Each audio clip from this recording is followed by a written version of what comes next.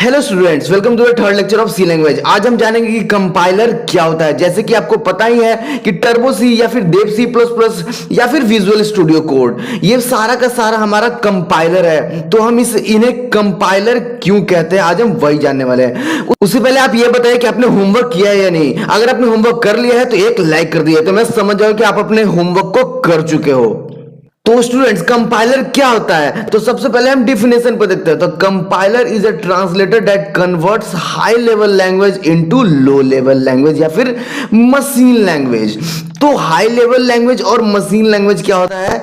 तो high level language होता है जो हम कोडिंग करते हैं, वो होता है हाई लेवल लैंग्वेज। और लो लेवल लैंग्वेज होता है जो यहाँ पे आप नीचे देख सकते हो, लो लेवल लैंग्वेज जो होता है 0 और 1 के फॉर्म में होता है। तो ऐसा क्यों? बहुत ज्यादा कंफ्यूज आप हो रहे होगे, तो इसमें कंफ्यूज होने की कोई जरूरत नहीं है। सबसे पहले आप ये बताइए कि आपने इस लाइन का मतलब समझा या नहीं। तो कंपाइलर इज ए ट्रांसलेटर। तो कंपाइलर हमारा ट्रांसलेटर है, जैसे कि मैंने अभी आप लोगों को बता ही दिया। तो हाई लेवल को मशीन लैंग्वेज में वो कन्वर्ट करता है। तो हाई लेवल, जैसे कि मैंने अभी बताया कि हाई लेवल जो हम लोग प्रोग्राम लिखते हैं वो होता है, और मशीन लैंग्वेज 0-1 होता है, बाइनरी डिजिट।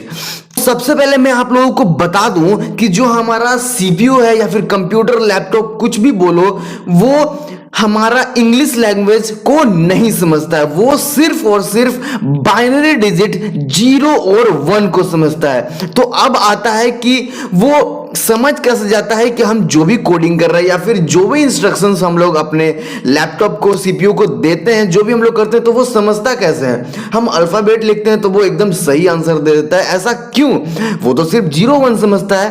तो यहीं पर काम आता है हमारा कंपाइलर का। तो होता कुछ ऐसा है कि जैसे ही हम कोई भी प्रोग्रामिंग करेंगे तो वो हाई लेवल लैंग्वेज में होगा, और हाई लेवल लैंग्वेज में होगा तो हमारा जो देव सी प्लस प्लस है या फिर कोई भी कंपाइलर क्या करेगा, उसे 0 और 1 के फॉर्म में कन्वर्ट कर देगा। और 0 और 1 के फॉर्म में जब कन्वर्ट हो जाएगा, तब हमारा जो सीपीयू है वो बिल्कुल अच्छे तरीके से समझ जाएगा कि आखिर यूजर मुझसे करवाना क्या चाहता है, मुझसे कहना क्या चाहता है। और जब सीपीयू ये समझ जाएगा कि मुझसे यूजर क्या करवाना चाहता है, तब वो तुरंत आपको आउटपुट दे देगा। तो स्टूडेंट्स, आप लोग ये सोच रहे होंगे कि हम 0-1 में ही कोडिंग क्यों ना कर दे। तो स्टूडेंट्स, मैं आप लोगों को बता दूं कि 0-1 में कोडिंग सब नहीं कर सकते हैं, वो बहुत हाई लेवल के प्रोफेशनल कोडर्स ही कर सकते हैं। हम तो अगर हम लोग 0-1 के कोडिंग देखेंगे तो हमें समझ में ही नहीं आएगा कि वहां पे लिखा हुआ क्या है, और उसे समझने के लिए हमें बहुत दिन लग जाएंगे। और हमें एक एक 0-1 के डिजिट का मतलब पहले पता होना जरूरी है। अगर मतलब नहीं पता है तो उसे जानना होगा, और ये सब जानने में बहुत ज्यादा टाइम लग जाएगा। एक प्रोफेशनल, एक हाई लेवल का प्रोग्रामर ही उसे समझ सकता है। और स्टूडेंट, सारी बात जो भी मैं बता रहा हूं उसे आप नोट डाउन करते जाइएगा। जो मैंने यहां पे लिखा है वही नहीं, जो मैं बोल रहा हूं वो भी आप नोट डाउन करते जाइएगा। मेन पॉइंट जो भी मैंने बोला है वो सारी की सारी बातें आप नोट डाउन करते जाइएगा, और जो मैंने यहां पे लिख रखा है वो बातें तो आपको नोट डाउन करना ही है।